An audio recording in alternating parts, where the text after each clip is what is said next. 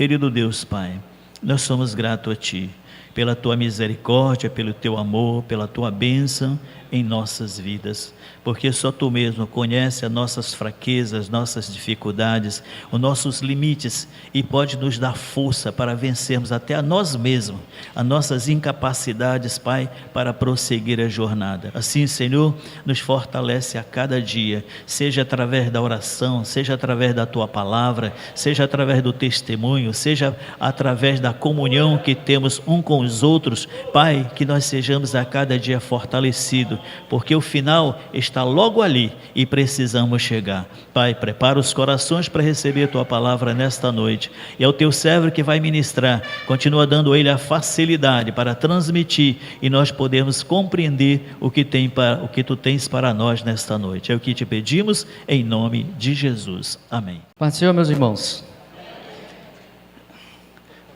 Pode.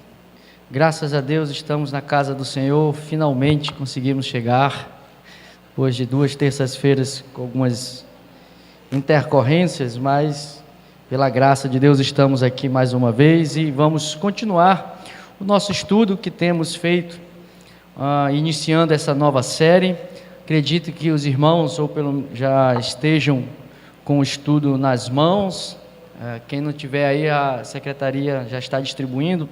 A proposta é que os irmãos acompanhem já a ministração e, se quiserem, fazendo anotações, enfim, já estão com o material na mão para auxiliar, né, na condução dos trabalhos. Meus irmãos, estamos na segunda, reforçando e reafirmando, estamos na segundo encontro, do nosso módulo 3 do nosso ID, e estamos estudando as cartas gerais, as epístolas gerais.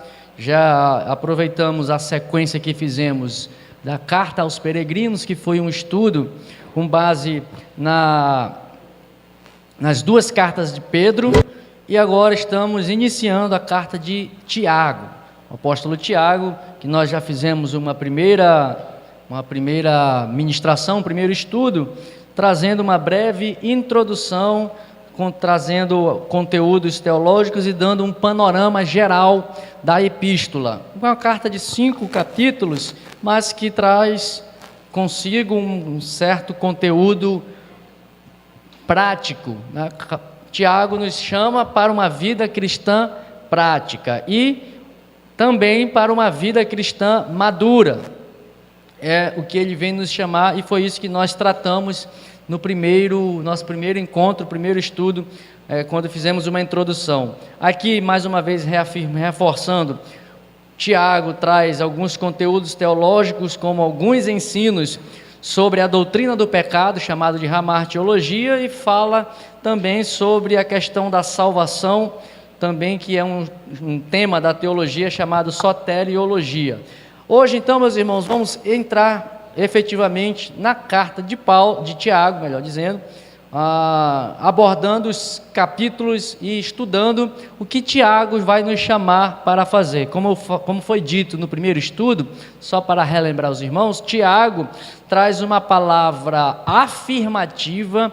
Estão presentes na sua carta palavras no seguinte sentido, de se dar uma ordem aos cristãos. Tiago não aconselha, ele não diz, olha, se possível, sede santos. Não, ele diz, sede santos.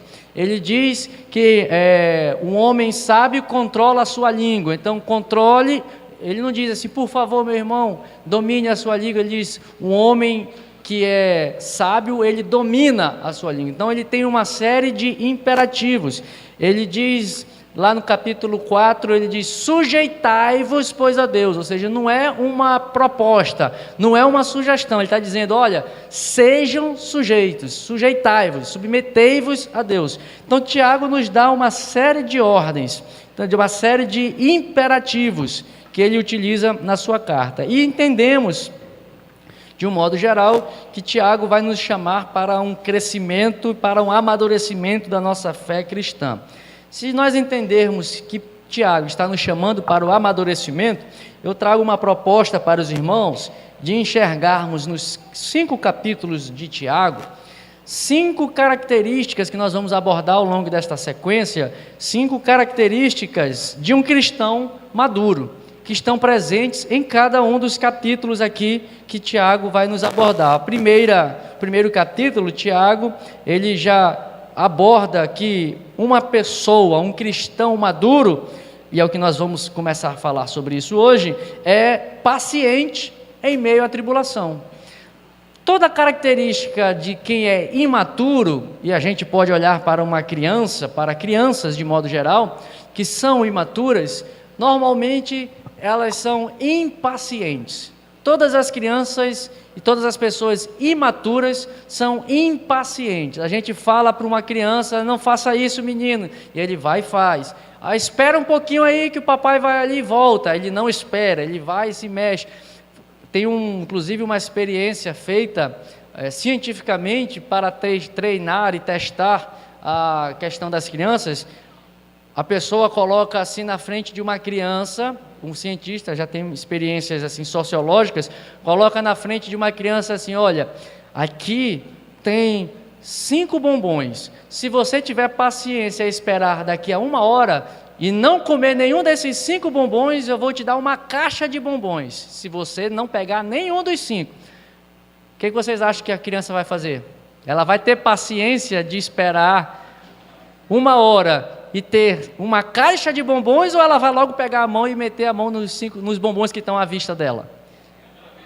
Ela vai logo meter a mão nos bombons que estão imediatamente à sua frente, porque ela é imatura, não tem a consciência, não tem a capacidade de mensurar e de dizer, é melhor esperar 1 hora e receber uma caixa, do que comer 5 bombons e só ficar nesses 5.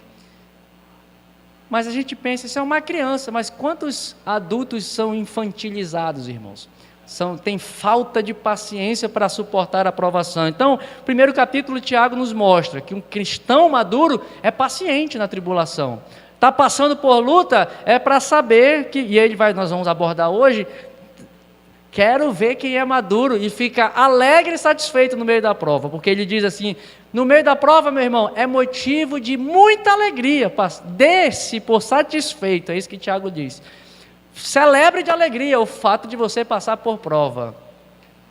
Só um cristão maduro alcança isso. O segundo capítulo de Tiago, ele vai nos levar a mostrar que aquele que é maduro, ele é praticante da verdade. Ele fala no capítulo 2, olha, aquele que nós devemos ser não apenas ouvintes da palavra, mas praticantes da palavra de Deus. Um cristão maduro pratica aquilo que prega aquilo que pratica. Ele, se necessário for, ele anuncia a palavra, mas ele prega por meio do testemunho. O cristão maduro, no capítulo 2, vai nos mostrar que precisa ser praticante da verdade. Capítulo 3, Tiago vai nos mostrar que um cristão maduro exerce domínio próprio sobre a sua língua.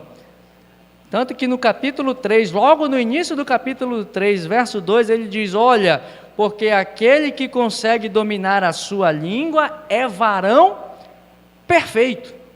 E essa expressão varão perfeito não significa um varão, uma pessoa sem erros. Varão perfeito aqui é varão maduro, que ele quer dizer. A palavra perfeito aqui dá a ideia de maduro.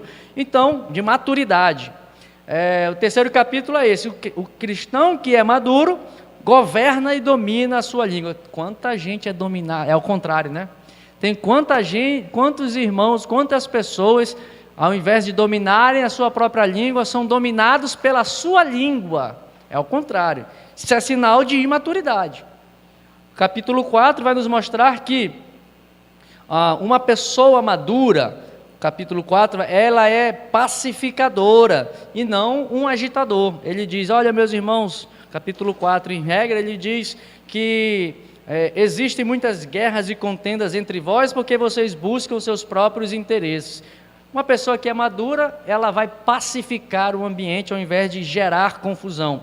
E o último capítulo, o capítulo 5, a proposta de interpretação que vamos trazer para os irmãos é que no capítulo 5, mostra uma pessoa madura sendo aquela que intercede pelos irmãos. Ele fala lá no final do capítulo 5, dizendo: olha, há alguém enfermo entre vós, chamem os presbíteros, unja com óleo, a oração também vai curar aquela pessoa. Então, o último capítulo vai nos mostrar essa característica de uma pessoa madura. E nós vamos observar que Tiago, logo no capítulo 1, verso 18, vai dizer que todas essas pessoas para quem ele está escrevendo, ele espera que essas pessoas sejam novas criaturas. Capítulo 1, verso 18, ele vai dizer assim, ó: pois segundo o seu querer, o querer de Deus, ele nos gerou pela palavra da verdade, para que fôssemos como que primícias das suas criaturas. Capítulo 1, verso 18, Tiago começa esse capítulo dizendo: olha, se você é novo nascido, você precisa observar essas questões que eu vou escrever a partir de agora. E a primeira coisa que o novo nascido precisa compreender é que vai ter tribulação, vai ter que ser paciente em meio às perseguições. Então, meus irmãos, nós vamos propor na nossa viagem aqui na carta de Tiago essa interpretação para cada um dos capítulos e vamos seguir rumo ao crescimento. Diz para o teu irmão aí: vamos crescer em direção à maturidade, meu irmão. Diga para ele aí. Se nós vamos nos propor a crescer em direção a sermos cristãos maduros, nós precisamos adotar 3 características, meus irmãos, 3 posturas que você deve adotar ao ser ministrado, ao navegarmos nesta série de estudo. Que a primeira atitude que você precisa fazer é examinar a sua vida de forma honesta. Você precisa ser honesto consigo mesmo e olhar para a palavra de Deus e olhar para a sua vida e verificar: será que eu estou adequado e vivendo condizente com a palavra? Será que eu estou honestamente vivendo à luz da palavra de Deus? Essa é a primeira atitude que uma pessoa que deseja ser madura e que deseja crescer precisa adotar. Ser sincero, deixar de falar, deixar de transferir as culpas para outras pessoas. Temos que deixar a atitude do velho Adão, que diz a culpa é da mulher, e a atitude de Eva, que diz que a culpa é da serpente. Nesse ponto a serpente foi madura. Foi eu mesmo que propus a bronca aqui, a culpa recai sobre ela e ela teve a consequência dela. Mas aqui temos que ter essa atitude de olhar para nossas vidas e examinar-nos, avaliar a nossa posição diante da palavra de Deus, e não é diante de homens. O paradigma é a palavra de Deus, que nos proporcionará crescimento. Segunda atitude que nós devemos adotar temos que aplicar, porque Tiago diz isso, não podemos ser meros ouvintes, temos que colocar em prática aquilo que temos aprendido. O verdadeiro estudo da palavra de Deus se dá com uma vida de prática da palavra de Deus. Você quer saber se você está aprendendo? Meu irmão, o que adianta nós virmos aqui, estudarmos a palavra de Deus, você trazer conteúdo de conhecimento para a sua vida intelectual e isso não resultar em prática de vida? O verdadeiro estudo é quando eu consigo pôr em prática aquilo que eu aprendi cognitivamente. Um engenheiro só é engenheiro de verdade quando ele constrói a primeira casa, que é quando ele faz os cálculos, faz todo o cálculo da sua... Ele pode ter até o certificado, mas eu só vou confiar nele como engenheiro quando eu verificar uma construção feita por ele que está de pé. Será que ele aprendeu tudo que ele recebeu de conteúdo na aula, nos 5 anos, acho que são 5 anos de faculdade? Um advogado, para ser advogado, tem que passar inclusive na OAB. Significa que não é suficiente ele ficar sentado 4, 5 anos no banco da faculdade. Ele ainda tem que ser provado e testado para saber se ele vai ser apto a passar na prova da OAB. E eu ainda fico duvidoso de advogado novo começando. Você vai pegar um advogado novo e um experiente numa causa que você precisa. Qual que você vai escolher?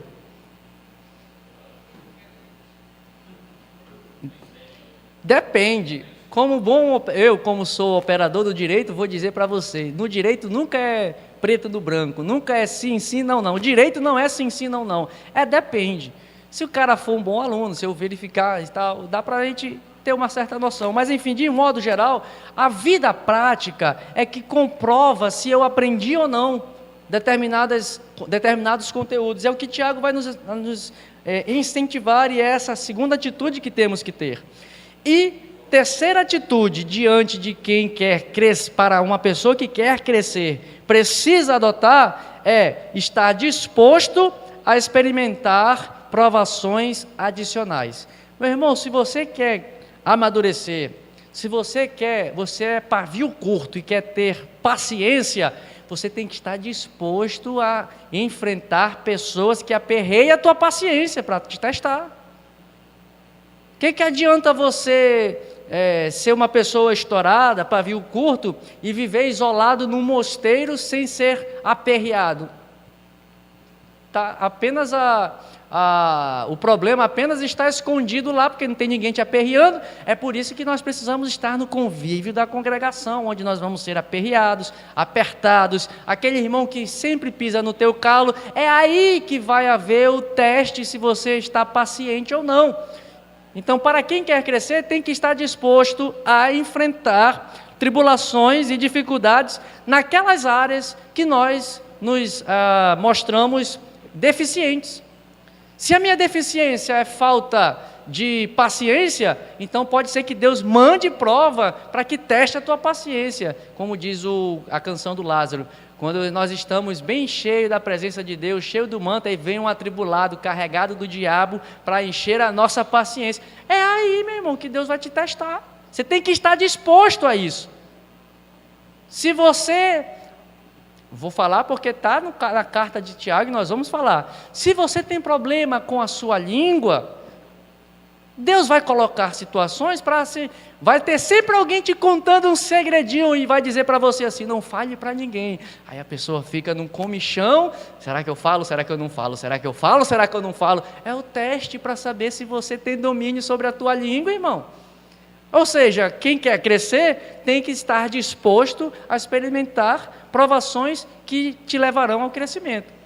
Então, você quer crescer? Quer amadurecer? Está disposto a tomar essas atitudes, meu irmão? Então vamos lá, né? Tiago, então, aqui, meus irmãos, no capítulo 1, verso 1, ele se apresenta como servo de Deus e do Senhor Jesus Cristo. Já entendemos no estudo anterior que esse Tiago é o apóstolo que é irmão de Jesus. Ele que também foi o líder da igreja de Jerusalém, mas ele aqui, quando se apresenta no primeiro capítulo, na introdução da sua carta, ele não usa de credenciais o fato de ele ser irmão do mestre. Ele se coloca, na verdade, como outrora ele era inimigo, ou pelo menos era descrente em Jesus. Ele não era alguém que seguia e era discípulo de Jesus enquanto Jesus esteve na terra. Mas depois, quando Jesus ressuscitou, ele teve um encontro com Jesus, e agora ele não mais se apresenta como alguém, como o irmão de Jesus, ou como alguém importante. Ou ele poderia se apresentar: Tiago, líder da igreja em Jerusalém. Ao contrário, ele usa para si um título que é extremamente significativo. E é extremamente significativo porque mostra a maturidade desse homem. E é o título de servo. Paulo chama Tiago de uma das colunas da igreja. Gálatas 2:9, ele chama, esse Tiago é uma das colunas da igreja. Ele apresenta esse apóstolo com essa identidade, mas ele mesmo, Tiago, se apresenta como servo. E aqui a palavra que ele utiliza, que é utilizado para servo, a palavra no grego é a palavra doulos, que significa literalmente um escravo. Ele se apresenta como um escravo de quem? Um escravo de Deus e um escravo do Senhor Jesus. Irmãos, e isso aqui traz pelo menos 3 implicações quando ele se apresenta assim. Os outros dizem que ele é uma das colunas. Paulo diz: Tiago é uma das colunas da igreja. A história da igreja não está registrada na palavra, mas muitos chamavam esse Tiago também de o justo. Isso está registrado nos livros lá de de Flávio Joséfo, que relata que Tiago era conhecido como o justo. Mas ele não se apresenta nem como coluna e nem como justo, se apresenta como servo. Isso significa que esse Tiago reconhece em si mesmo como na posição de escravo, implica que ele está com uma obediência absoluta ao Senhor Jesus e a Deus, ele está numa posição completamente e absolutamente humilde, e implica também que ele tem uma lealdade total, completa e absoluta para com Deus. Ou seja, tudo é absoluto. Ele obedece cegamente a Deus. Ele obedece completamente. Não existe outra lei para um escravo, para quem se enxerga como escravo. Para esse escravo não existe outra lei que mereça ser seguida, a não ser a lei do seu senhor ou do seu amo. É isso que Tiago, com esse título, está querendo dizer. Olha, eu sou escravo do meu Senhor Jesus. Tudo o que Ele mandar eu fazer, eu o obedeço. Humildade absoluta é que ele enxerga em si mesmo que ele não tem deveres. Ele não tem direitos, privilégios quaisquer. Ele não tem nada a exigir do seu Senhor. Ao contrário, quando alguém se apresenta como escravo, ele está se apresentando como apenas alguém que tem deveres. Ou seja, um escravo só tem dever, não tem direitos. Não tem aquele, não sei se os irmãos, acho que os irmãos lembram aquele programa antigo que dizia: exija os seus direitos. Todo mundo acha que tem direito a tudo. A Constituição, inclusive, diz isso, que todos têm direito, aí elenca uma série de direitos.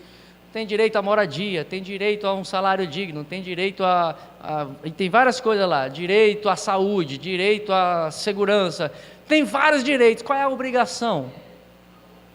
Qual é a obrigação que nós temos? Um escravo, um doulos aqui, um servo de Deus e do Senhor Jesus, não tem direito nenhum. Ah, Senhor, é direito meu, porque o Senhor... Não, o teu direito, meu irmão, é ficar obedecendo cegamente ao teu Deus. É o direito de você não ter direito. Sabe, e Paulo meio que diz isso: olha, nós somos escravos de Cristo.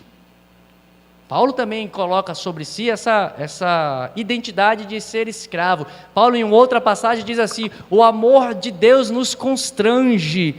Ou seja,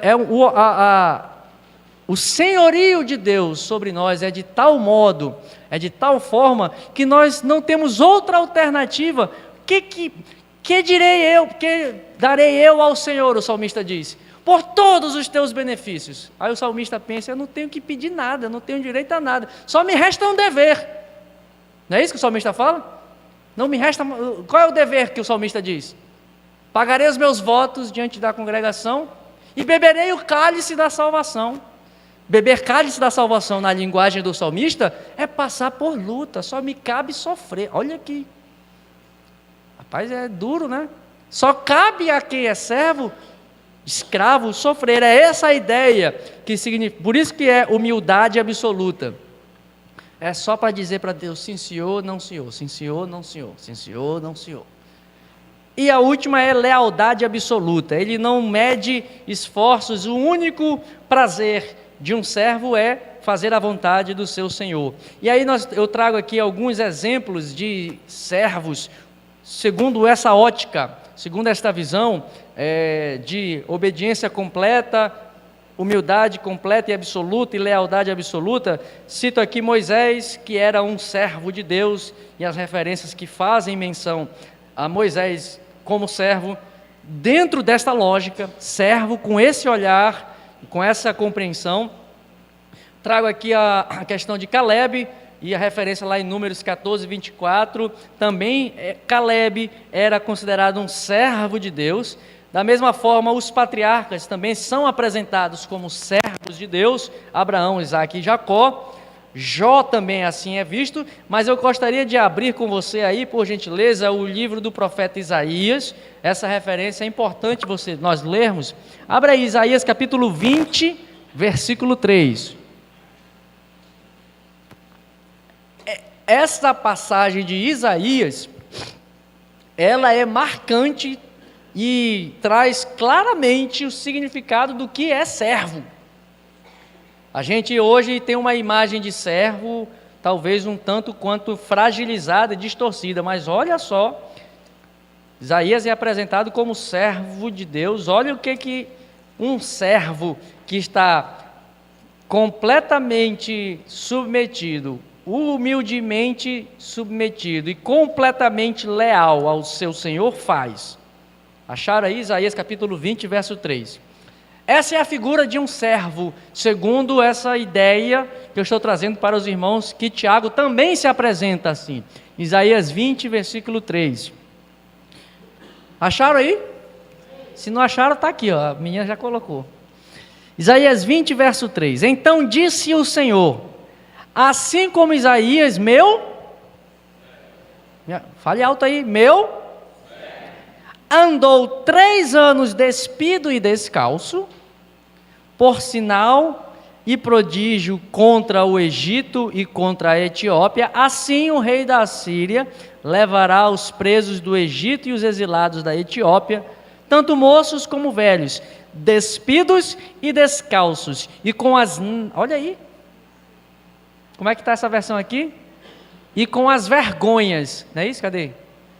Velhos, nus. Na minha versão diz ao contrário aqui. Eles virão da Etiópia despidos e descalços e com as nádegas descobertas, para a vergonha do Egito. O que ele está dizendo aqui? Da mesma maneira que o meu servo, Isaías, andou nu, Deus vai livrar dos egípcios. E eles virão com as nádegas de fora. Significa que Isaías, o servo, significa o quê?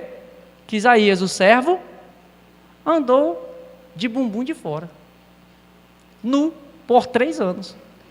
Essa é a imagem de servo. Então toda vez que alguém chegar para você, ô pastor, sou seu servo, Será? Será, meu irmão, que estamos vivendo com este nível de servidão a Deus? Será se servimos a Deus neste nível de lealdade, obediência e humildade? Será que, eu creio que hoje Deus não faria isso, mas e se Ele pedisse de nós algo que nos expusesse à vergonha? Se Deus pedir que você se exponha à vergonha porque Ele mandou, você será leal a esse pedido?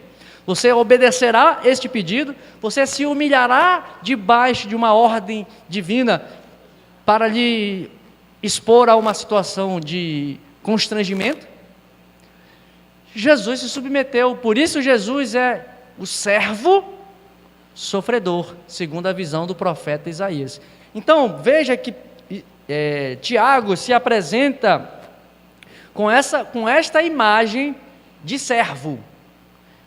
Tiago está se apresentando aqui como alguém que observa a linhagem de vários servos na palavra de Deus, que se submeteram e se deixaram governar completamente pelo Senhor e pelo Senhor Jesus. E a grandeza de um escravo, o que um escravo espera na verdade, o seu prazer é estar completamente devotado e submisso àquilo que o seu Senhor lhe mandar. A liberdade, na verdade, que nós encontramos, que um servo verdadeiramente encontra, é estar submisso à vontade de Deus. Por isso que esse mesmo Tiago, lá na frente, na sua própria carta, diz: sujeitai-vos. Porque ele é servo, e ele está dizendo, como servo, que nós precisamos nos sujeitar a Deus. Irmãos, e esse é o primeiro caminho de uma pessoa madura. O primeiro caminho para crescermos em direção à maturidade é nos tornando servos. Nós vamos ver isso por meio do exemplo do que Jesus fez com Pedro, com os discípulos, ao lavar os pés dos então discípulos e que depois se tornaram apóstolos. E ele diz: se eu não fizer isso, vocês não terão parte comigo. Porque o servir Mas o servir dentro desta ótica e compreendendo esta lógica, só quem é maduro consegue ter este nível de servidão para com Deus e para com o próximo. Irmão, sabe por quê? Porque as pessoas imaturas são orgulhosas. As pessoas imaturas procuram seus próprios interesses. Pessoas imaturas não se preocupam em socorrer os outros, porque as pessoas imaturas, assim como uma criança, quer satisfazer tão somente as suas vontades. Um servo já se submeteu e já está em um caminho de aperfeiçoamento tão grande que ele já consegue renunciar os seus próprios desejos. Tá bom, Deus, seja feita conforme a tua vontade, assim na terra.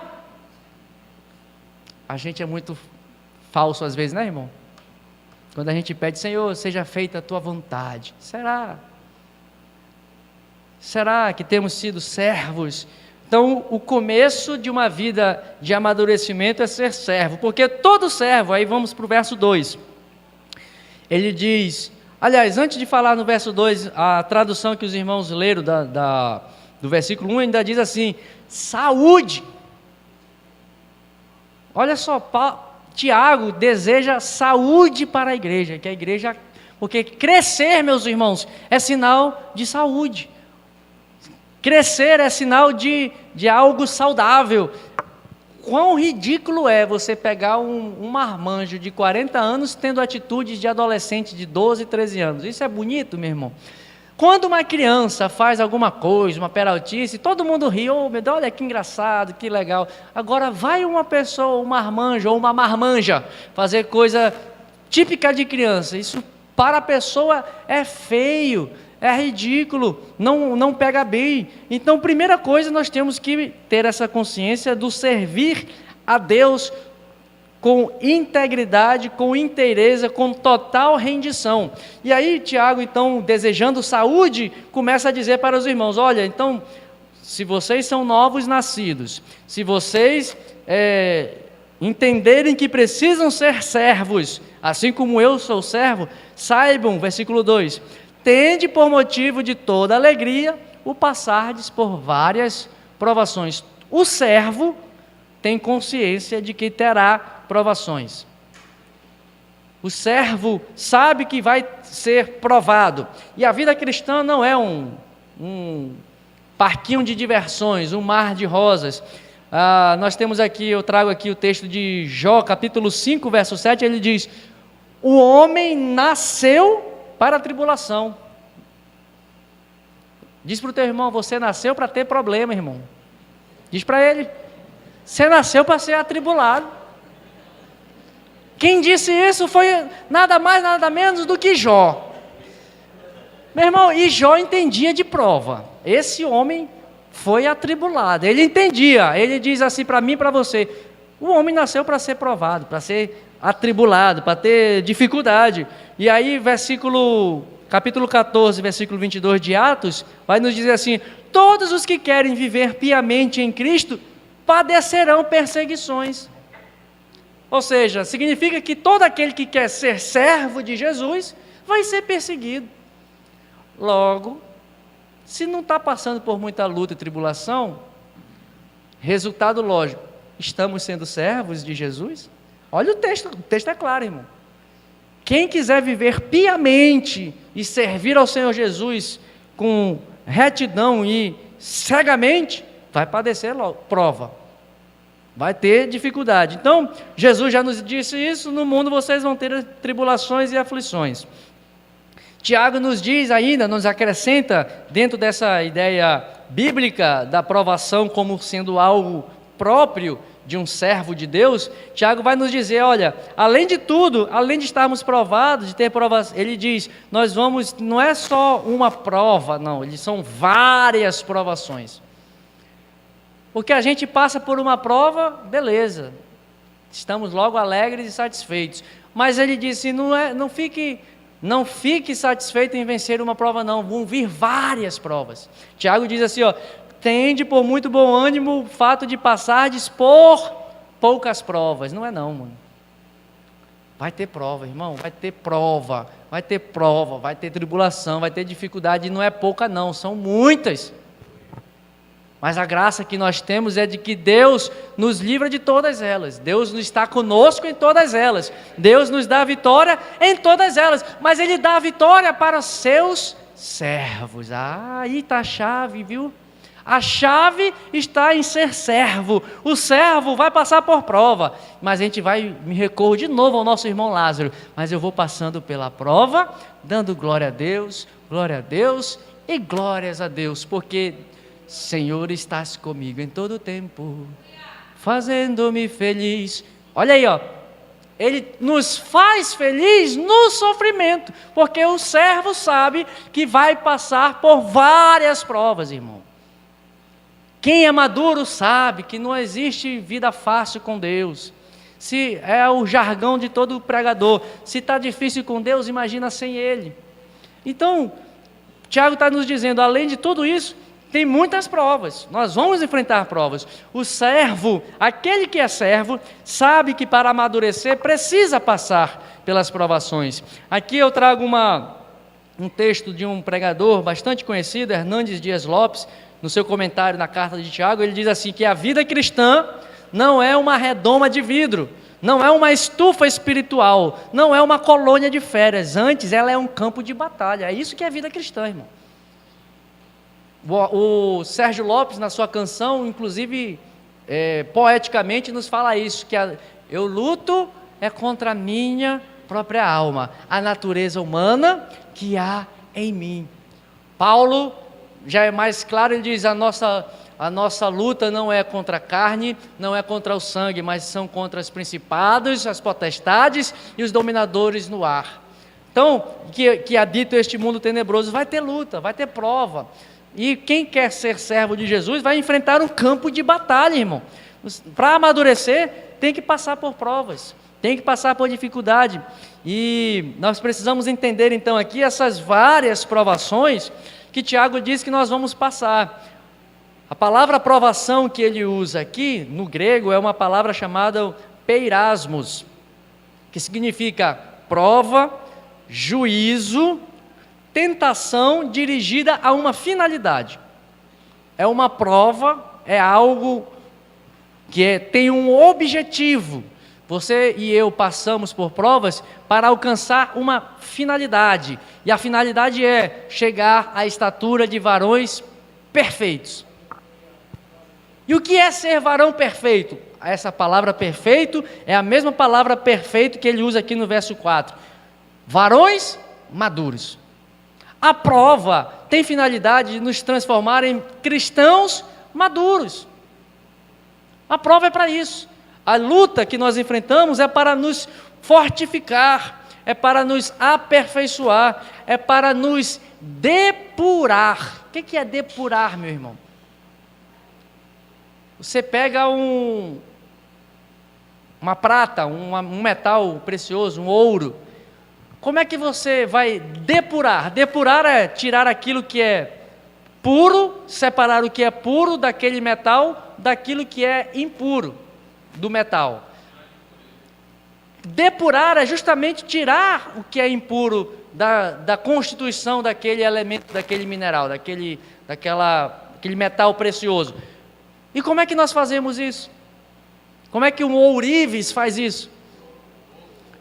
Pega o fogo. Aí eu me recorro do módulo anterior, da série anterior que Pedro fala. O apóstolo Pedro diz, olha, não fiquem temerosos por quando o fogo da provação vos sobrevier, meus irmãos, porque ela é para afirmar e para testar a natureza e a capacidade da vossa fé, que ela será mais... Vamos lá, pegar esse texto aqui, vamos voltar para o nosso irmão Pedro, ele fala isso no capítulo 2, eu mudei de Bíblia, aí já não está marcado aqui, mas me ajude aí, irmãos, a achar esse versículo, é o capítulo 2 de Pedro, que ele diz isso, que olha, a provação da vossa fé vai ser pelo fogo.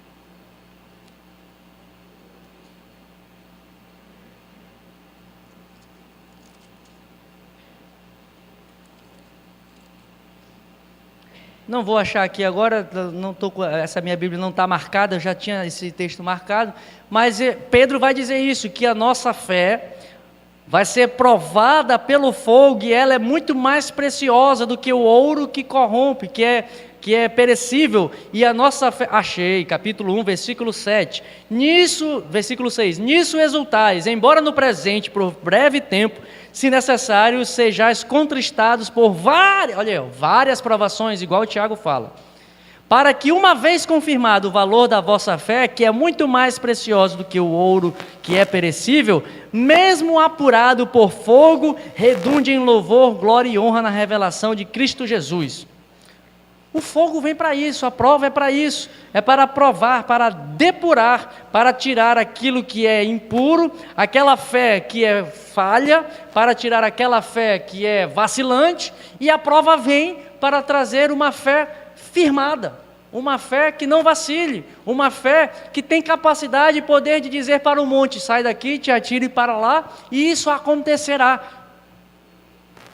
Aí esse é o desafio, e esse é o objetivo. Quando nós dizemos que a aprovação é dirigida a uma finalidade, a finalidade é que nós alcancemos a maturidade e tenhamos uma fé fundamentada em Cristo Jesus. Então ela não vem para nos destruir, ela vem para nos fortificar e vem para nos purificar.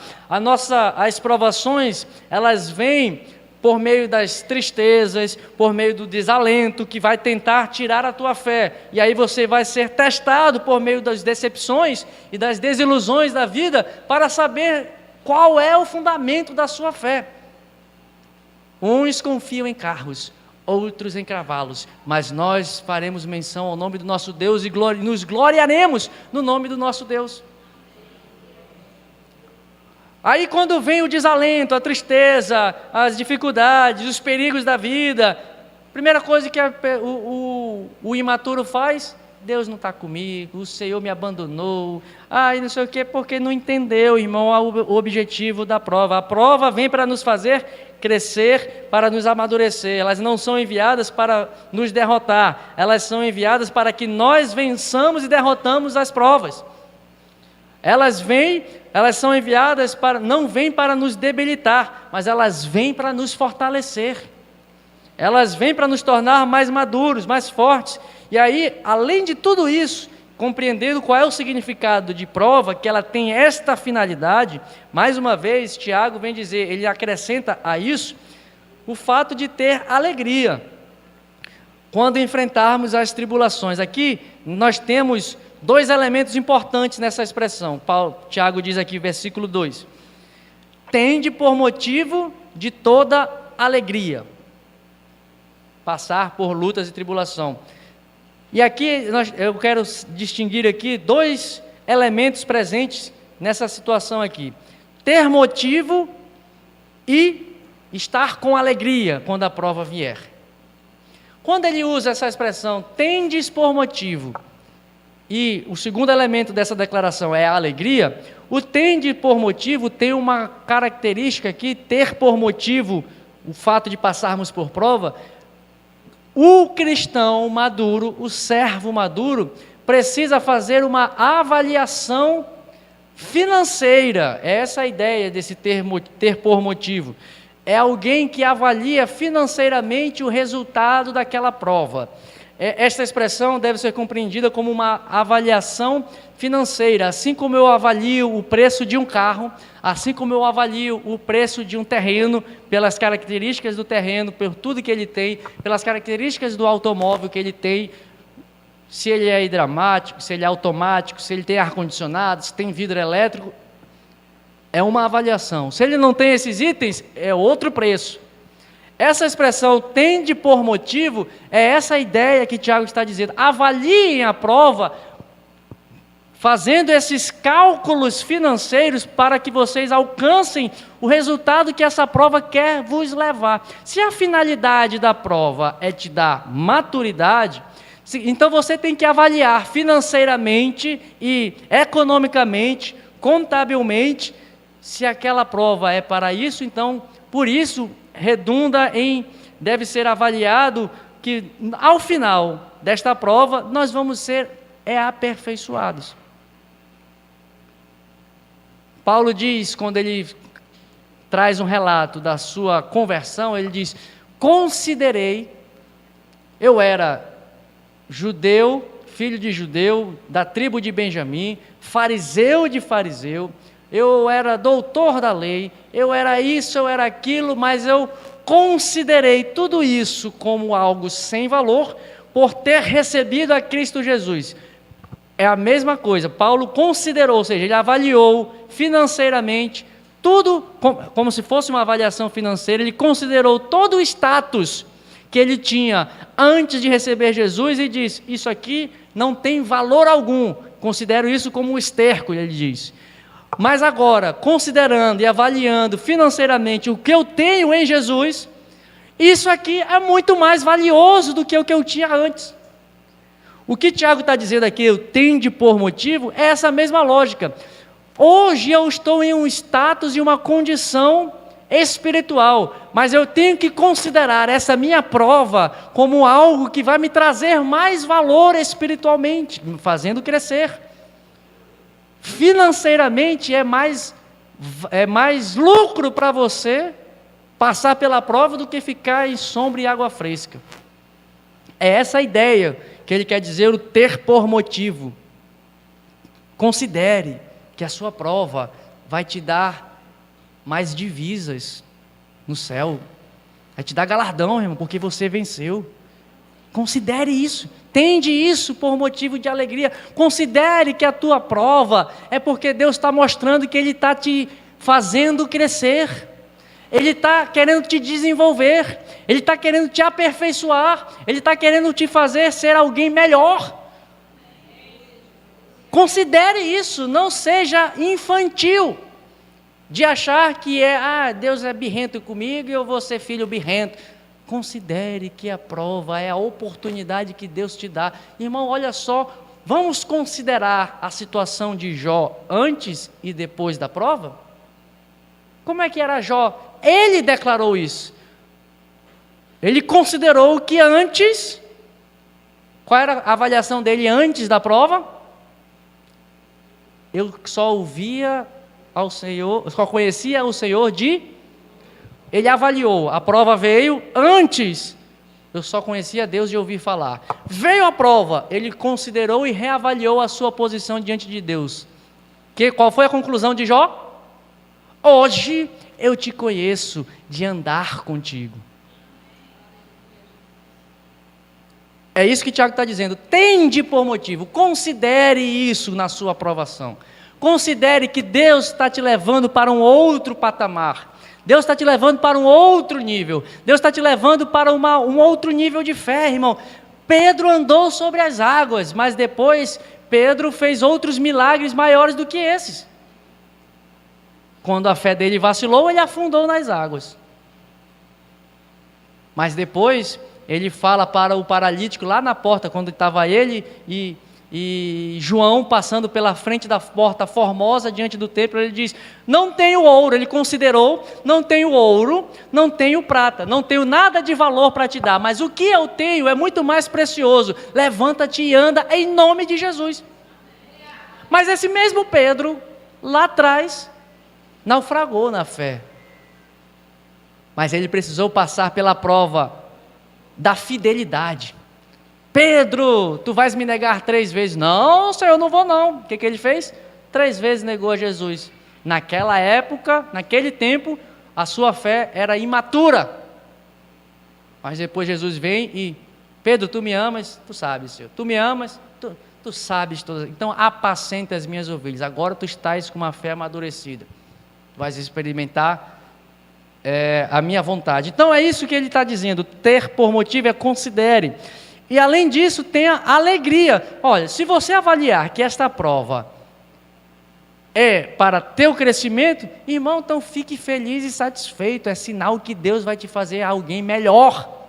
Por isso que ele diz: olha, considere e tenha alegria, fazendo a correta avaliação de que a aprovação é a pedagogia de Deus para me aperfeiçoar, então eu tenho que ficar alegre com a prova, eu tenho que me alegrar com as dificuldades. Irmão, nós não somos doidos não, isso aqui parece, se alguém estiver passando pela rua ouvindo uma palavra dessa, vai, esse pastor é doido, ele gosta de sofrer. Não, irmão, eu não gosto de sofrer não, mas eu quero ser obediente ao Senhor, eu quero ser aprovado rapidamente, eu quero passar, mas eu tenho que entender que para chegar ao céu é o meu alvo.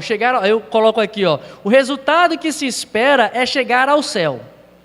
Não é esse o objetivo que você tem, chegar ao céu?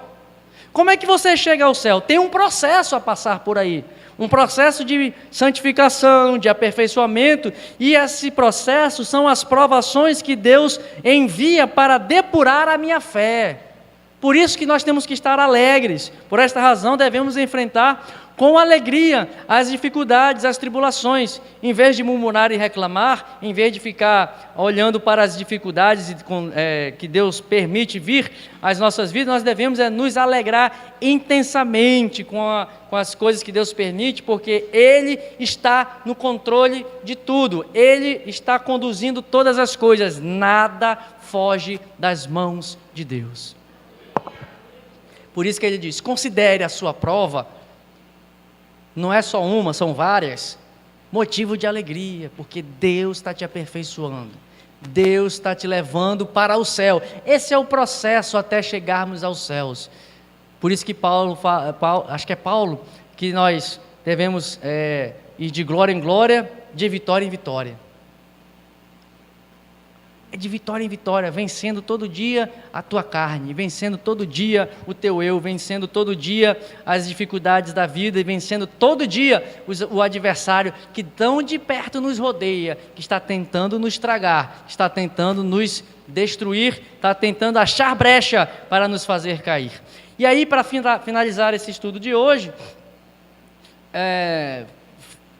Tiago aqui nos versículos 3 e 4, mostra que o servo que está no caminho para ser maduro, ele vai enfrentar as dificuldades, mas ele vai ser perfeito e íntegro, sabendo que, versículo 3, sabendo que a provação da vossa fé, uma vez confirmada, produz perseverança. Ora, a perseverança deve ter ação completa, para que sejais perfeitos e íntegros e em nada deficientes. Aqui, nós vamos ver que o resultado da aprovação vai ser desenvolver em nós maturidade, volto a falar essa palavra perfeito aqui, não é ausência de erro, mas é presença de maturidade. Perfeito na palavra, de um modo geral, nas Escrituras, principalmente no Novo Testamento, quando os apóstolos usam essa palavra, de um modo geral, eles estão querendo trazer a nós essa compreensão de que essa perfeição, na verdade, é uma vida madura, uma vida cristã genuína e sincera. E aqui, uma vez que nós formos aprovados nas várias provações, uma após a outra, essa aprovação vai produzir em nossas vidas paciência, perseverança. Nós só conseguiremos desenvolver a paciência, é a história da criança. Eu só vou receber o pote de bombom se eu for paciente e aguardar o tempo necessário para não me antecipar às bênçãos de Deus. Eu posso querer chegar ao céu, mas para chegar lá ao céu, você tem que ter paciência, suportar as lutas, suportar as dificuldades, suportar as perseguições, guardar a nossa fé, para que ninguém a roube, ou seja, prova após prova, luta após luta, produzirá em nós perseverança e paciência. E aqui a palavra paciência ou perseverança, conforme a tradução, ela não é aquela ideia de ficar esperando sentado. Agora vou ficar aqui, quando a gente lê aquele texto, esperei com paciência no Senhor, e Ele ouviu o meu clamor. Parece que o salmista ficou sentado, deitado numa rede, esperando Deus fazer alguma coisa. Não é isso. Paciência, de um modo geral, né, com esta ideia, tanto no Novo como no Antigo Testamento, não é ficar esperando sentado, não é ficar deitado em berço esplêndido. Não é isso, não é essa a ideia. Na verdade, aqui, paciência é a capacidade de transformar as lutas, as dificuldades, em algo maior e em algo glorioso. Traduzindo em miúdos, é transformar o limão na limonada. É eu ficar aguardando, eu me comportar, suportar firmemente as lutas, sabendo que Deus está no controle das coisas, sabendo que Deus tem algo melhor para mim, sabendo que Deus tem algo de mais abençoado para mim, sem esperar com paciência no Senhor, ou paciência, segundo a ideia de Tiago aqui, é esta capacidade de transformar aquela dificuldade em algo glorioso para minha vida e que redunde em glórias para Deus. Aquele homem que era um cego de nascença, quem foi que pecou? Foi o homem ou foi os pais? Jesus diz, nenhum. Ele está assim que é para se manifestar a glória de Deus. A nossa prova, as nossas dificuldades vão vir.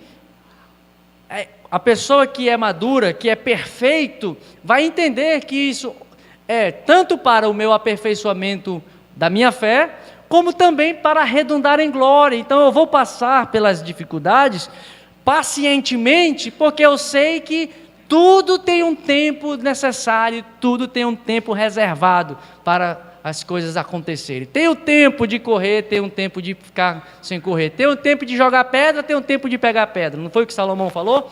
Tem um tempo de paz, tem tempo de guerra. Tem tempo de ajuntar e tem tempo de recolher. Tem tempo de fazer várias coisas.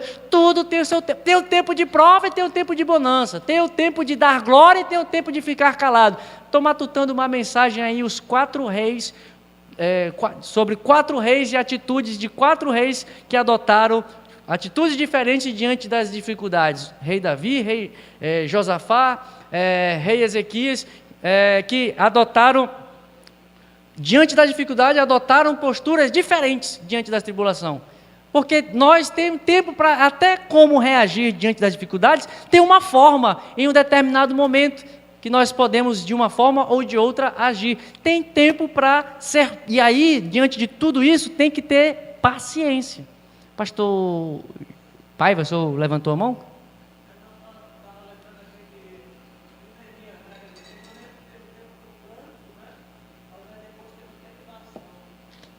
Exatamente. Então, perfeito é aquele, o homem perfeito é aquele que espera com paciência o enfrentamento das lutas e das tribulações. E, sendo perfeito, nós vamos ver aqui a perseverança, sendo pacientes, perseverantes, essa perseverança nos levará a ser perfeitos ou íntegros, né? Deus quer nos levar para este caminho de maturidade. A perfeição não significa ausência de erros, tenho falado isso bastante. Tiago ainda acrescenta a essa caminhada de crescimento, ele acrescenta a maturidade, o fato de alcançarmos a maturidade, um segundo elemento, que é a integridade ou a inteireza. Versículo 4 ele diz assim: perfeitos e íntegros.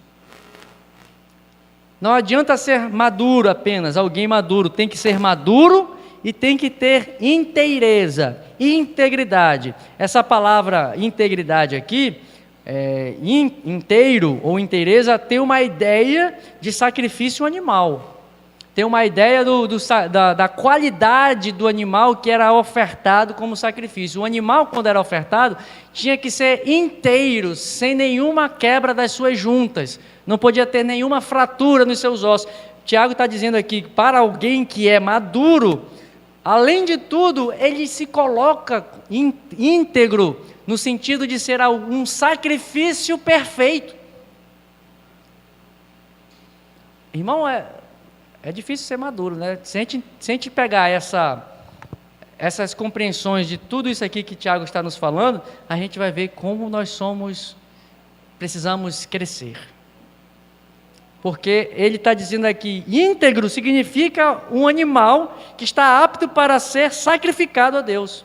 Também faz referência ao sacerdote que é inteiro e completamente purificado para servir a Deus. Irmãos, é a figura do sacerdote que entra de ano em ano no Santo dos Santos para oferecer sacrifícios em favor do povo. E que se o sacerdote não estivesse íntegro, se o sacerdote não estivesse inteiro, o que aconteceria com o sacerdote?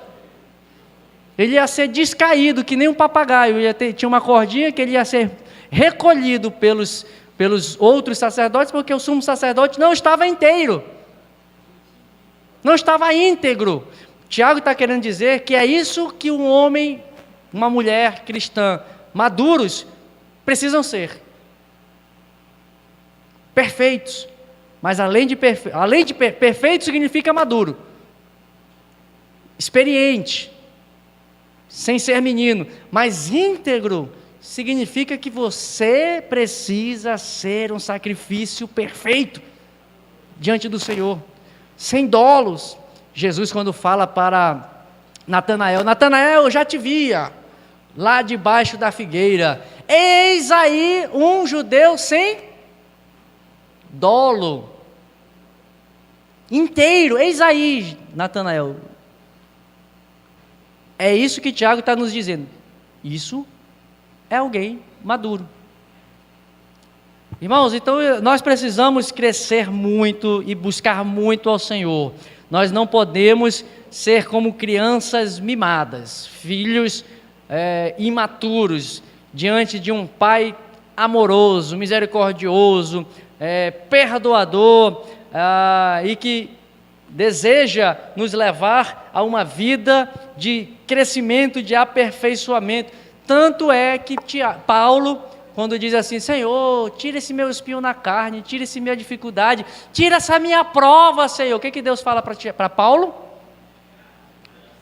Tu vai ficar na prova, Paulo, porque a minha graça é que é suficiente para ti, mas a minha prova é para te saber que eu sou Deus, que tu é só um servo. Tá bom, Senhor, então tua graça é suficiente para mim.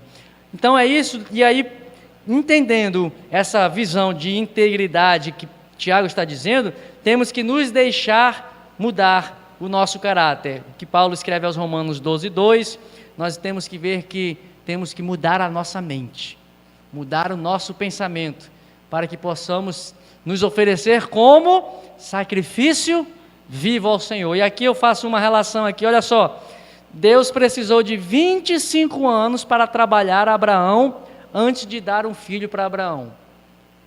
Deus trabalhou em José, e José passou 30 anos enfrentando poucas provas. José enfrentou pouca coisa. Várias provas ele enfrentou antes de ser colocado no trono do Egito. Agora com Moisés o negócio foi mais pesado. Moisés levou 80 anos para ser tratado e para ser usado depois para libertar o povo, porque ele saiu com 40, foi lá para Midian, lá ele foi tratado na família do sogro dele por mais 40 anos, com 80 anos Deus aparece lá na sarça ardente: Moisés, tira a sandália dos teus pés, vai lá. Senhor, eu sou um homem de língua pesada, difícil, vai. Deus passou mais 40 tratando Moisés no deserto, para chegar aos 120 anos e não entrar na terra. Mas como Deus é misericordioso com Moisés, está aqui Moisés, eu vou te levar, tu vais ver, pelo menos ver a terra. E diz o texto que Moisés era um homem manso. Mas tudo que ele enfrentou ainda foi a falta de mansidão que tirou ele da terra. Quando Deus disse para ele tocar na rocha, e o que ele faz? Bate na rocha. E diz o texto, diz a palavra de Deus, que Moisés era um homem manso. 80 anos para Moisés fazer isso, para tentar moldar Moisés. Então vejam, meus irmãos, todas essas pessoas foram tratadas nesse aspecto, levaram todo esse tempo, e todos pacientemente precisaram passar pelo tratamento de Deus, pelo cadinho de Deus. O cadinho é o aparelho, é o equipamento que usa para botar a prata, as coisas para ferver, o metal. O cadinho de Deus durou para Moisés 80 anos. A gente está passando por 1 mês, 2 meses de prova, já está pedindo sombra e água fresca. Irmão, Moisés, para fazer o que fez, foi levado às últimas consequências para ele ser provado. A gente sabe o que a gente quer? A gente quer coisas grandiosas sem estar disposto a pagar o preço por coisas grandiosas. A gente quer ver milagres, mas não consegue orar meia hora. A gente quer ver Deus operando coisas prodigiosas, mas a gente não exerce a nossa fé nas mínimas coisas. A gente quer ver o Espírito Santo agir de várias maneiras, mas nós não nos submetemos à voz de Deus quando Ele diz: meu irmão, não faça isso, não faça aquilo. Sejam fiéis no pouco e no muito vos colocarei. Aí quando Deus vem e diz por meio do teu pastor: meu irmão, não faça isso. Não, esse pastor não sabe de nada, não sei o quê. Quando Deus diz para você assim: meu irmão, devolve o teu dízimo. Esse negócio de dízimo aí. Aí quer ver coisa grandiosa? Quer ver a sombra de alguém curar? Quer ver as coisas milagrosas acontecerem? Se Deus dá uma ordem para nós e nós não fazemos o mínimo, se Deus desse o desafio, acho que nenhum de nós aqui seríamos capazes. Se Deus mandasse nos ficar aqui e tivéssemos a convicção completa de que Deus estivesse mandando fazer o que fez com Isaías, será que nós fazíamos? Será que nós faríamos o que Deus mandou o profeta Oséias fazer? Será que faríamos? Profeta, casa-te com uma mulher de prostituição, para que você experimente na pele o que eu sinto ao ver o meu povo se prostituindo com os outros deuses. Ah, irmão, e aí aqui não é só para a igreja não, aqui a palavra é lá e cá, irmão, a gente está muito longe. A gente quer ver coisas grandiosas, mas vamos nos humilhar, vamos passar pelo processo. Uns 25, outros 30 anos, Moisés 80, mas antes de Deus nos usar na sua obra, Ele primeiro quer trabalhar em nós. Ele primeiro quer te tratar. Antes de nós sermos usados no serviço do reino, Ele quer nos tratar. Ele quer curar o nosso caráter, quer curar o nosso ímpeto. E Tiago termina aqui. Então, quando nós tivermos na provação e alcançarmos perfeição e integridade, ele diz: aí vocês terão ação completa. E aí vocês não vão ter deficiência em nada. Uma oferta sacrificial completa e um cristão maduro, é isso que é ter ação completa. Então, o verdadeiro servo de Deus, para nós terminarmos a aplicação, o verdadeiro servo de Deus é aquele que está completamente devotado e submisso ao seu Senhor. Portanto, precisamos avaliar se verdadeiramente estamos dispostos a nos sujeitar à inteira vontade de Cristo e se compreendemos que compreendendo que Deus espera de seus filhos que eles sejam maduros. Então, essa é tempo de crescimento e de maturidade. Vamos crescer na graça e no conhecimento do Senhor. Amém, meus irmãos? Que Deus nos abençoe. Quero aqui já, caminhando para o final, darmos os avisos finais. Nós queremos reforçar aos irmãos que nós estamos já...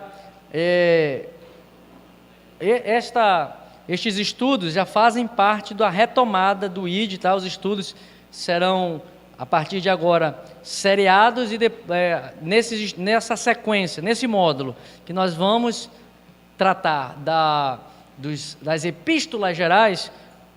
Cada epístola será nesse formato de uma série, para que a gente possa estudar e compreender esses livros, né, que são a carta aos Hebreus, Tiago, 1 e 2 Pedro, 1, 2, 3 João e o livro de Judas, são os que nós vamos passar nesse módulo aí, estudando essas cartas gerais, tá? Nós iremos disponibilizar todo o conteúdo e, além desse estudo que estamos distribuindo para os irmãos, vamos colocar mais material em PDF também para outras consultas.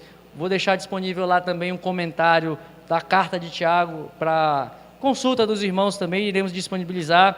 Não haverá nesse novo formato, nós não vamos mais fazer o formulário de presença a cada aula, a cada semana, né? Mas ao final de cada série, por exemplo, nós já temos lá na plataforma a série Carta aos Peregrinos, que são as 2 cartas de Pedro. Então, ao final de cada uma de uma série, nós vamos fazer uma avaliação que vai ser colocada ali por 10 questões, valendo 10 pontos, dentro daquele livro. Então, já está na plataforma 1º e 2º Pedro, já estão lá os materiais, as aulas gravadas, e nós vamos fazer a avaliação desse conteúdo que já está lá. Então, você pode reassistir e ver novamente as aulas, as mensagens, e o conteúdo já estará lá também. Nós vamos fazer, portanto, serão 4 provas, são 4 livros, 4 provas ao final desse módulo 3 que nós estamos estudando, tá? A prova vai ser assim, você vai responder a questão só uma vez. Se aprendeu, se está passando na prova, vamos ver se ele está estudando, na prova vai exigir a prática, né? Então, respondeu certo, a média é 6, nós estabelecemos a média 6, se foi abaixo de 6, a gente vai ver uma recuperação, não passou na prova, tem que fazer de novo. Então, a prova vai ser feita apenas uma vez, tem uma chance só, uma oportunidade para responder a prova, e a prova é por livro. Então, no caso, as 2 cartas de Pedro, uma prova. Quando terminarmos Tiago, mais uma avaliação. Nós vamos já vamos avisar os irmãos, vamos liberar a avaliação de Pedro, dos 2 livros de Pedro, e vamos avisar até quando vai estar disponível, tá?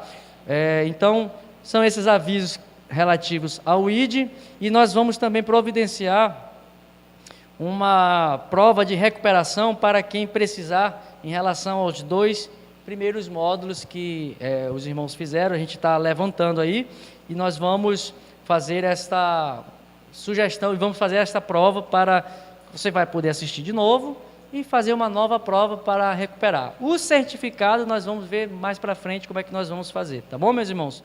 Quero chamar aqui o pastor Jacó para fazer essa oração final, para nos despedirmos e que o Senhor possa nos levar em paz e em segurança para as nossas casas.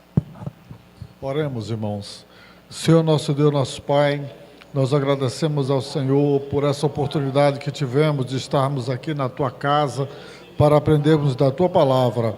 Senhor Deus, que cada um de nós possamos meditar no que foi ensinado e possamos colocar em prática na nossa vida. Pai Santo, também te pedimos que o Senhor abençoe toda a programação que irá ser feita no decorrer da semana, Pai, também no decorrer do mês e do próximo mês, tudo aquilo, Senhor Deus, que foi planejado, que seja levado a êxito, Senhor, para a honra e glória do Teu nome. Nos leva, Senhor Deus, em paz para as nossas casas, nos livra do mal, nos guarda, Senhor, debaixo das Tuas asas, como diz a Tua palavra. Dá-nos, Senhor, uma excelente semana e que nós possamos fazer tudo aquilo que o Senhor espera que nós façamos. Assim, Senhor, te pedimos ainda pelos Teus servos que estão aniversariando, que o Senhor dê graça, dê sabedoria e derrame a Tua bênção. Abençoa também a missionária Rosilene, que já está em São Paulo, Senhor, com a finalidade de fazer uma reavaliação de tudo aquilo que ela fez a respeito da sua saúde, que tudo esteja bom, que o seu corpo esteja são, Pai, que ela possa voltar de lá com alegria, curada, Senhor, e que possa dar o testemunho aqui. Fica conosco, Senhor Deus, é o que nós te pedimos, no santo nome do Senhor Jesus. Que a graça do Senhor Jesus, o amor de Deus, a comunhão e a consolação do Espírito de Deus seja com toda a igreja. Todos digam: amém. Que Deus abençoe, tenha uma boa semana.